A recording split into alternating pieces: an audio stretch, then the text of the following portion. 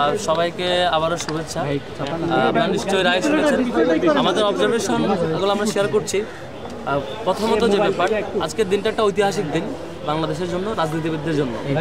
এই দেশে যে কেউ চাইলে ফেসিবাদ হয়ে ওঠার চেষ্টা কিংবা ফেসিবাদ হয়ে উঠতে পারলে কিংবা সব কিছু তার নিয়ন্ত্রণে থাকলে যা কিছু তাই করে পার পেয়ে যাবে, সেই ধারণা আজকে ভুল প্রমাণিত হয়েছে। আজকে আপনি যত বড় শক্তিশালী হন না কেন, জনগণের বিপরীতে যাবেন, ফেসিবাদ হয়ে উঠবেন, জনগণ তার জবাব দেবে। আজকে রায়ের মধ্য দিয়ে এই চূড়ান্ত ফেসিবাদের শিখরে যাওয়া শেখ হাসিনার যে ফাঁসির রায় ঘোষিত হয়েছে, এর মধ্য দিয়ে সকল রাজনীতিবিদদের জন্য একটি উজ্জ্বল শিক্ষা নেওয়ার মতো জায়গা আছে।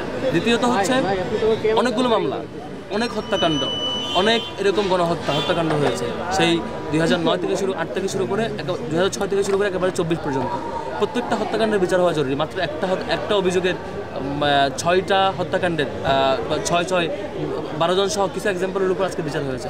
সবগুলো হত্যাকাণ্ডের এটার আওতায় আসে নাই। সবগুলো হত্যাকাণ্ডের বিচার হলে আরও অনেক অপরাধী এখানে ধরা পড়বে। সবগুলো বিচার দ্রুত হয়ে যাওয়া দরকার। সকল অপরাধীকে এই দ্রুত রায় ঘোষণা এবং রায় কার্যকরের দিকে আগানো দরকার। এভাবে পেন্ডিং রেখে অনেকগুলো মামলা যে পেন্ডিং আছে সেগুলো দ্রুত হয়ে যাওয়া দরকার।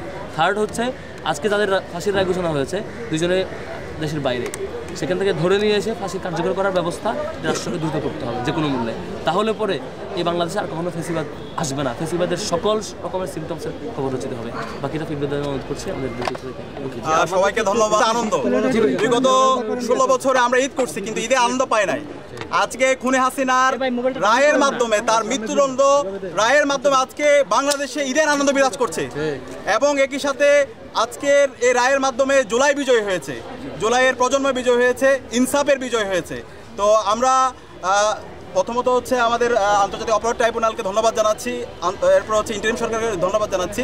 এই খুনি হাসিনাকে যে মৃত্যুদণ্ড রায়, তার যে অপরাধ, সেই অপরাধ অনুযায়ী তার প্রথম রায়, তাকে মৃত্যুদণ্ডের রায় ঘোষণা দেওয়ার জন্য। একই সাথে সাবেক স্বরাষ্ট্রমন্ত্রী খুনি আসাদুজ্জামান কামাল, তার মৃত্যুদণ্ড রায় ঘোষণা দেওয়ার জন্য। এবং আরেকজন যে পুলিশের আইজিপি, আমাদের আশা ছিল তাকেও ন্যায্য বিচারের আওতায় নিয়ে আসা হবে, কিন্তু তার যে 5 বছরের কারাদণ্ড দেওয়া হয়েছে সেটাই আমরা সন্তুষ্ট না। আমরা আশা করব তার এই রায়টা যেন নতুনভাবে রিভিউ করা হয়, কারণ সে যেভাবে সারা ঢাকা এবং সারা দেশে গণহত্যা এবং শিশু হত্যায় তার নির্দেশ হয়েছে, সেই অনুযায়ী সে রাজসাক্ষী ছিল। কিন্তু আমরা আশা করেছিলাম তার যে বিচার, সে জায়গায় আরও ন্যায্য বিচার নিশ্চিত করা হবে, কিন্তু সেটা নিয়ে আমরা সন্তুষ্ট না। আমরা অনুরোধ করবো সেই জায়গায় যেন রিভিউ করা হয়। এবং একই সাথে এই খুনি হাসিনা এবং তার দোসররা আজকে এই দেশ থেকে পালাইছে, তাদের রাজনীতি কিন্তু ক্লোজ হয়ে গেছে 5 আগস্টেই। বাংলাদেশে আর তাদের রাজনীতি কখনো ফিরে আসার সুযোগ নাই। আজকের রায়ের মাধ্যমে তাদেরকে একদম কবরস্থ করা হয়েছে।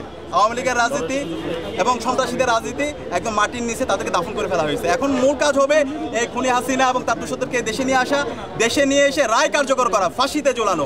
এটা আমাদের সবার দাবি, এটা শহীদদের দাবি, শহীদ পরিবারের দাবি। তো আমরা খুব দ্রুত সময়ের মধ্যে সবাইকে অনুরোধ করবো, যারা দায়িত্বশীল পর্যায়ে আছে, ইন্টারিম এবং হচ্ছে আন্তর্জাতিক অপরাধ ট্রাইব্যুনালের যে প্রসিডিউরগুলো আছে সেগুলো শেষ করে খুব দ্রুতই খুনি হাসিনা এবং তার দোষরদেরকে নিয়ে এসে তাদেরকে যেন দ্রুত ফাঁসিতে ঝুলাইয়ে রায় কার্যকর করা হয়, সেই দাবি থাকবে।